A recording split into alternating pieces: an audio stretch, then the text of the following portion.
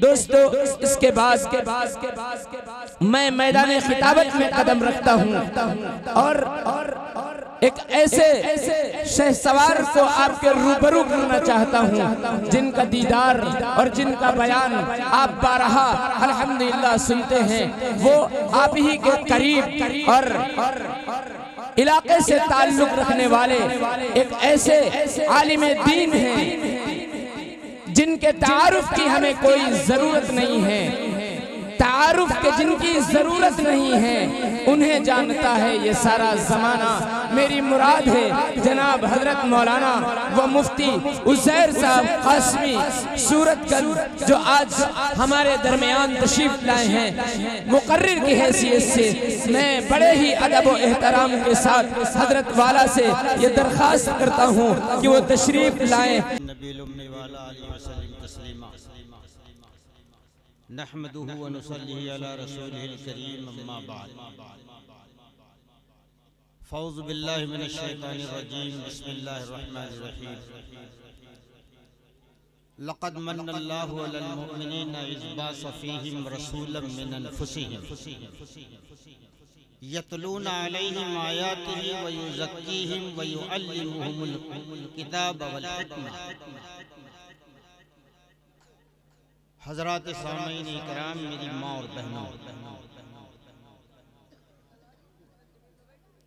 अल्लाह रब्बुल इज़्ज़त ने कुरान मुक़द्दस की इस आयत के अंदर अहले ईमान को खिताब फरमा करके एक एहसान याद दिलाया है।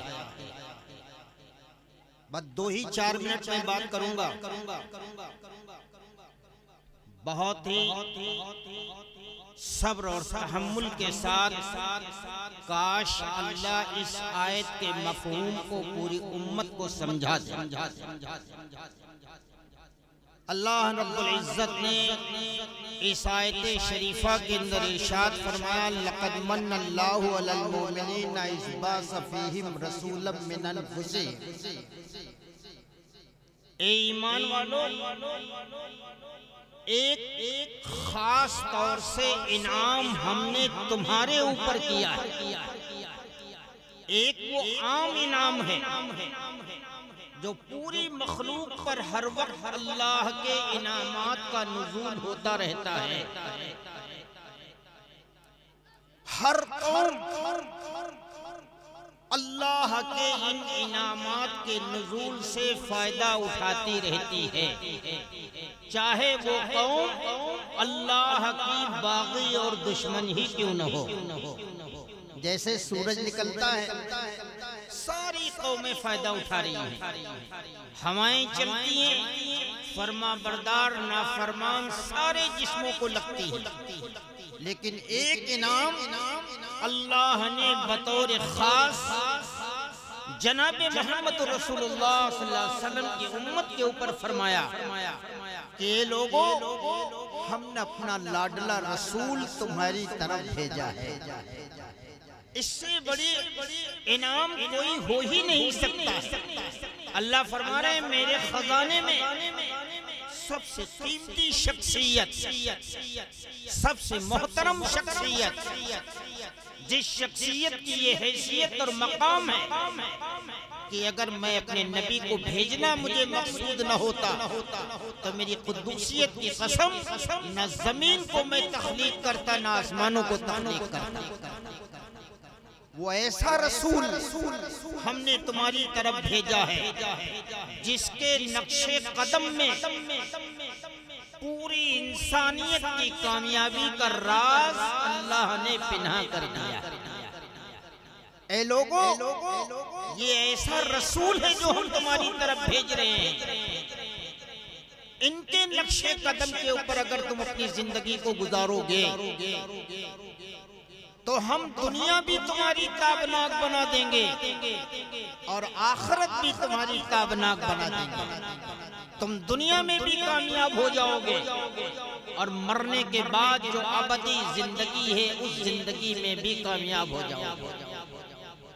मेरे दोस्तों और मेरे बुजुर्गों और मेरे अजीज साथियों, जिस नबी के नकल में अल्लाह जहन्नम से हिफाजत का वादा फरमा रहा है, मेरे नबी के तरीके पे तुम खाना खाओगे, तुम्हारा पेट भी भरेगा और नबी के तरीके पे खाने की वजह से, एक सुन्नत की अदायगी की वजह से हम तुम्हें वो अज्र और वो नियामतें अता फरमाएंगे जो तुम कभी सोच नहीं सकते हो।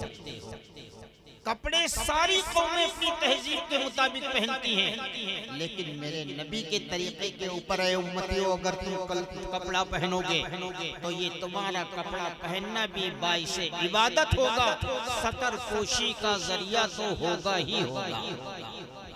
ऐसा लाडला रसूल, जिस रसूल की हैसियत ये है, अगर जमीन पर खड़े होकर के उंगली का इशारा फरमा दे तो चांद के दो टुकड़े हो जाए।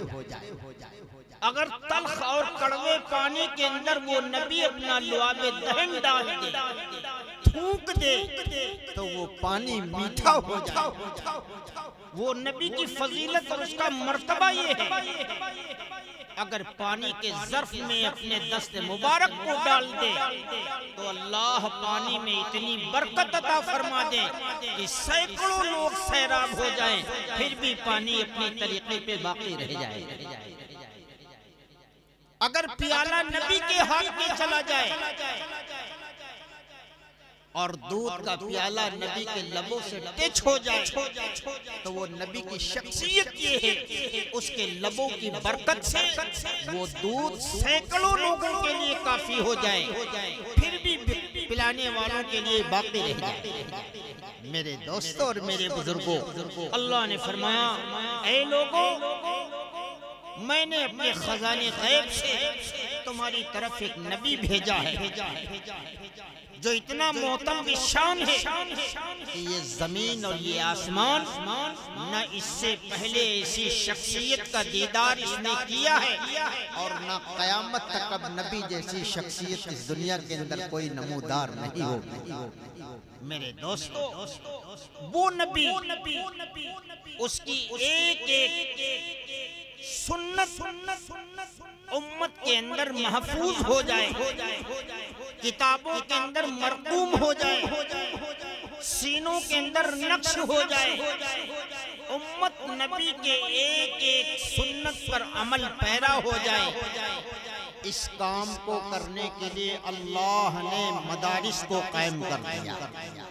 आज जिस मदरसे के जलसे के अंदर हम और आप हाजिर हुए, अभी बच्चों ने जो तालीमी मज़ाहिरे के मकालिमात या तकरीरों के उन्वान से जो बातें हमारे सामने पेश की हैं, ये इन इदारों का एक बहुत बड़ा एहसान है उम्मत के ऊपर। जिस तरीके के नबी की बेसत उम्मत के ऊपर एक एहसान है, ये इदारे नबी के अक़वाल और अमाल और अफ़ाल की हिफाजत करने की ज़मानत लेके पैदा हुए। इन मदारिस का भी उम्मत पर एक बहुत बड़ा एहसान है। इस एहसान से उम्मत कभी अदा नहीं हो सकती है, हम कितना भी कर लें, मगर अफसोस आज मेरे दोस्तों और मेरे बुजुर्गों, इन बोरियों पर बैठ करके अल्लाह के दीन की हिफाजत करने वाले उलमाए कराम और ये तलबाए इज़ाम की कीमत हमारी नजरों में कुछ नहीं बाकी रही। हम तो इनसे मिलना भी किसी मौके के ऊपर गैर मुनासिब समझने लगे, इनको अपने दस्तरखान की जीनत बनाना भी अपने लिए गैर मुनासिब समझने लगे। आज दुनियादारों से हमारा ताल्लुक इतना मजबूत हुआ कि अल्लाह वालों से हमारा ताल्लुक कमजोर हो, दीनदारों से ताल्लुक कमजोर हो गया। ये मदारिस जो दीन की हिफाजत के किले हैं, जिन्होंने इस बात का वादा किया है, मैं मोहम्मद रसूलुल्लाह के एक एक अमल और कौल और फेल को तहरीरी शक्ल में सीनों के अंदर मुंतकिल करने में, अमली जामा पहनाने में मदारिस वो हक अदा कर रहे हैं कि मदरसे की चार दीवारी में बच्चा रह करके जहाँ कुरान की तालीम सीखता है वहाँ उसे नमाज की मशाक़ी भी सिखाई जाती है, इखलाकियात का दर्स भी मुदर्रिसीन देते हैं, अमानतदारी, दयानतदारी, ईमानदारी की तहजीब भी उस बच्चे के अंदर मुंतकिल करने की उलमा कोशिश करते हैं। इस वजह से मेरे दोस्तों, इन मदारिस का एहसान उम्मत पे बहुत जबरदस्त है। हम कभी भी एहसानात से सुबुकदोश नहीं हो सकते। इस वजह से बार बार ये बात कही जाती है, अपनी जान का हिस्सा, अपने माल का खतीर हिस्सा मदारिस के बका और इसकी हिफाजत के ऊपर खर्च करना मुसलमान अपनी जिंदगी का असल मकसद समझ ले कि आज जो कुछ भी अल्लाह ने हमको दिया है ये सब हमारा नहीं है, इसमें सबसे पहले अल्लाह का हक है, रसूलुल्लाह का हक है, मसाजिद का हक है, मदारिस का हक है, हमारे वालिदैन का हक है, हमारे रिश्तेदारों का भी हक है, हमारे महल्ले और हमारे गांव वालों का भी हक है। ये हक हमारी जात से कितना अदा होता है इसका हमें हर वक्त एहसास करना चाहिए। बसा औकात हम अपनी ज़कातें मदरसों को दे देते हैं, दिल को मुतमईन कर लेते हैं कि हमने मदरसे को कुछ अपना हिस्सा दे दिया। ऐसा नहीं है, ज़कात के देने से मदारिस का हक नहीं अदा होगा। वो तो ज़कात एक वाजिब है, फर्ज है, हमें देना है। उसे तो हम अपने माल के साथ जोड़ के रख ही नहीं सकते। असल मुस्तहसन माल कौन सा है? जो तकाजे के ऊपर जरूरत की बुनियाद पर मदारिस के तकाजों को पूरा करने के लिए खर्च किया जाए। इस वजह से मैं तमामी हजरात से ये अपील करना चाहूंगा कि आप हजरात अपने पैसों को मदरसे की तामीर और मदरसे की तालीम के सिलसिले में ज्यादा से ज्यादा हमेशा खर्च करने की फिक्र में रहें और मदरसे से वो दिली मोहब्बत रखें जो हमारे लिए बाइसे नजात बन जाए। अपने गल्ला जो कुछ भी पैदा होता है उसमें से भी मदरसे का हक मुकद्दम रखें। मेरे दोस्तों, आज के स्टेज पे एक लंबी फहरिस्त है, शोरा भी हैं, तलबा भी हैं, उलमा भी हैं। रह गई मेरी बात। अक्सर बेशतर हमारी मुलाकातें होती रहती है, हम तो करीब के हैं, कभी भी आप बुला सकते हैं और कभी भी आप चाहें मैं आता भी हूँ माशाअल्लाह कोशिश करके। आज भी मैं कहीं बाहर था, लेकिन बहरहाल आप सबकी मोहब्बतें थी, इसमें कोई एहसान की बात नहीं है। मैं किस जाफशानी के साथ आके पहुँचा हूँ ये मैं जानता हूँ। कल जब जरूरत पड़ेगी इंशाअल्लाह हम हाजिर खिदमत रहेंगे। मैं चाहता हूँ कि अब ये प्रोग्राम मजीद आगे बढ़ाते हुए हमारे शोरा का कलाम सुना जाए, उलमा के बयानात सुने जाएं। आखिर में मैं एक अपील करके अपनी बात को ख़त्म कर देना चाहता हूँ कि आप हजरात से मेरी ये मुअद्दबाना दरख्वास्त है कि मेरे दोस्तों, अभी आपने देखा है इन मदरसों ने, खास तौर से आपके मदरसे ने कौम को क्या दिया है। इतने छोटे छोटे मासूम बच्चे जो दीन की तबलीग कर रहे हैं, अहकामात शरीयत की तालीम दे रहे हैं। इतने दर्द भरे अंदाज ने एक मासूम बच्ची ने एक न्यू फैशन मॉडल बच्ची को दीन की तालीम का किस अंदाज में उसे सिखाया है। कुर्बान जाओ उन उस्तादों के ऊपर जिन्होंने इन बच्चों के इस तरीके से तरबियत की होगी।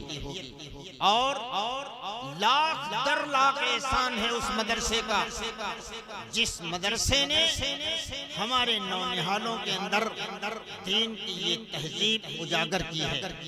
इस वजह से मेरे दोस्तों, जब भी तकाजा आए हमारे मदरसे का, बगैर किसी तफरीक और बगैर किसी तनकीद के मदरसे के हर तकाजे को पूरा करना अपना नस्बुल ऐन समझें।